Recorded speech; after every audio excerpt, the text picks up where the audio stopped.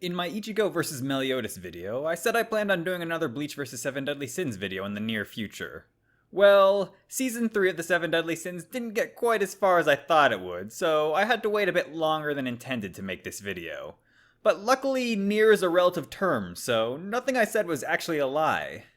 Actually, it was all according to Keikaku. Aizen and Estarossa are actually my favorite characters from their respective series, and I think they're actually a pretty good match for each other, so I thought this would be a perfect versus battle video.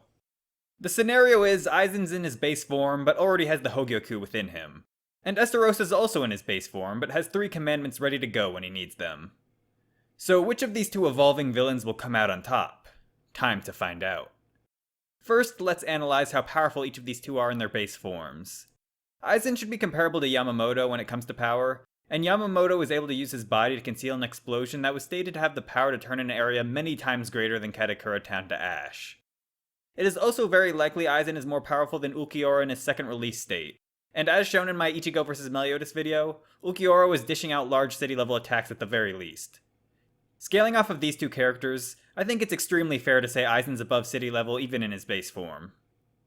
Estarossa's power can also be gathered by comparing him to a fire user.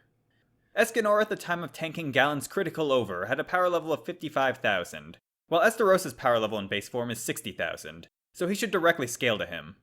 Not to mention Escanor's power is later compared to Estarossa's, and they even end up going blow for blow with each other when they fight. Escanor does end up beating the crap out of him, but his power constantly rises as the sun goes up, and Estarossa fought him near noon. And we later find out that Escanor's power level soars over 100,000 at that time. So since Galen's critical over could slice through multiple hills with shockwaves from miles away, along with the size of the explosion at ground zero, I think it's safe to say that his attack is at least mountain level, which would scale Estarossa above that. Now it's hard to say if being able to condense an explosion that can turn multiple cities to ash, or tanking an attack that should be able to obliterate mountains is more impressive, but I think those feats put them both in the same relative tier of power. At least close enough to where their speed and abilities will actually matter. So let's look at their speed. Gin's Bankai is directly stated to be Mach 500, and one of the guidebooks says Gin has a technique which can double this speed. And Aizen blitzed the version of Ichigo who was dodging Gin's Bankai.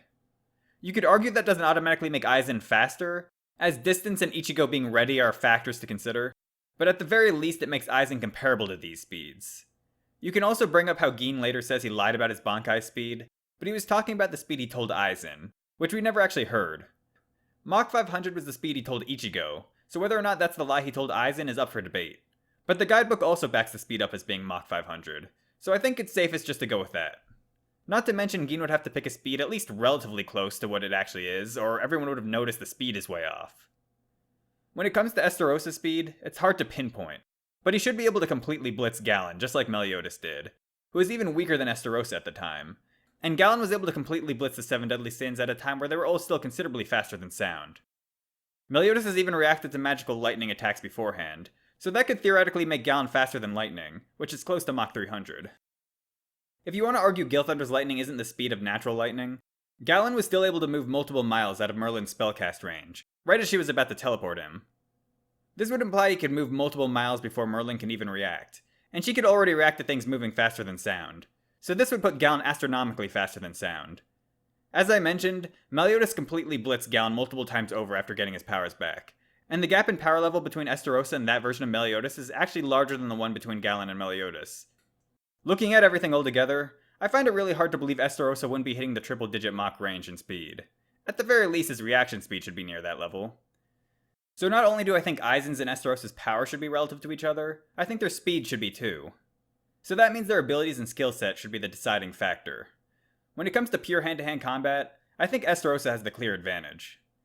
He's mainly a melee fighter, with the majority of his power level coming from the strength portion, and his special ability allows him to knock back any physical attack at twice its original strength. So even if Aizen is stronger than him, he would be in trouble as long as Estarossa is fast enough to react to his attacks.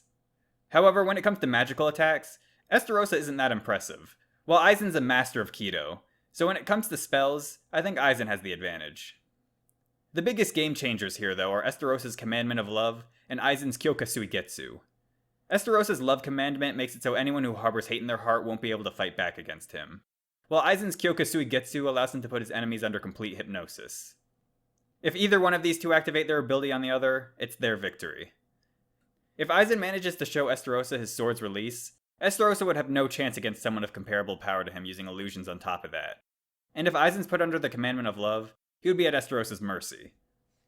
However, Aizen's usually calm and very prideful, similar to Escanor, so I doubt he would fall to the commandment of love, at least not at first. While I think it's much more likely for Aizen to trick Estarossa into seeing his sword's release. Add in Aizen's greater intelligence and versatility, and I think he'll be the one to win in the end. However, Estarossa isn't done yet. He would get frustrated and absorb another commandment. His mind will become unstable, but his powers will grow immensely. After absorbing one commandment, he was able to give two characters stronger than his base form a hard time, and even the gravest of wounds couldn't stop him. I think once in this form, Aizen will find himself being overwhelmed and take some major damage, and that's when the Hogyoku will start activating. Once in his chrysalis form, he becomes strong enough to fight multiple characters near his base form strength, once again evening out the playing field. Aizen didn't really use his illusions well in this form, and this form's temporary anyways, so he's probably going to end up going to the next stage before this fight is over. Estarossa will also find he can't beat Aizen in this form, at least not easily, and will probably absorb another commandment sooner or later. In his next form, Aizen really didn't get any good combat feats, while Estarossa was completely dominating the archangels who were still giving his previous form trouble. So I'm going to assume Estarossa is going to force Aizen to evolve again into his butterfly form. In this form, Aizen thought he truly transcended the barrier of Soul Reaper and Hollow, and was able to rip up the landscape with the swing of his sword. With the full incantation of Hado number 90, he could create torrents of gravity strong enough to warp space and time itself.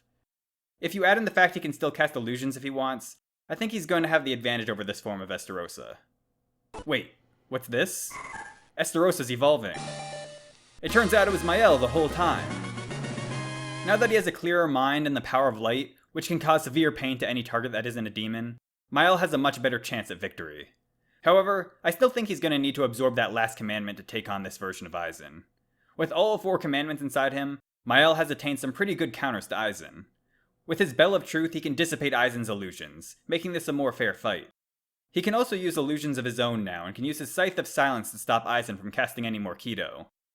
Now it would be Mael, with all of his commandments, and at least comparable, if not greater physical strength, against Aizen with just his physical strength left. If Mael can still use full counter like Estarossa, Aizen would be doubly screwed. But I think even without that, Mael should start kicking Aizen's butt. However, the Hogyoku won't be happy with this. It will make Aizen evolve again, just as he did against Ichigo, and it may even make him resistant against the commandments. In his final form against Ichigo, Aizen finally became strong enough to damage him pretty badly with his Fragger, and he can shoot up to 6 of those at once. Considering it was implied Gother's self-destruct, which was stated to be able to obliterate everything in a 10-mile radius, would take down Mael, I feel like Aizen spamming Fraggers at him would be enough to take him down eventually.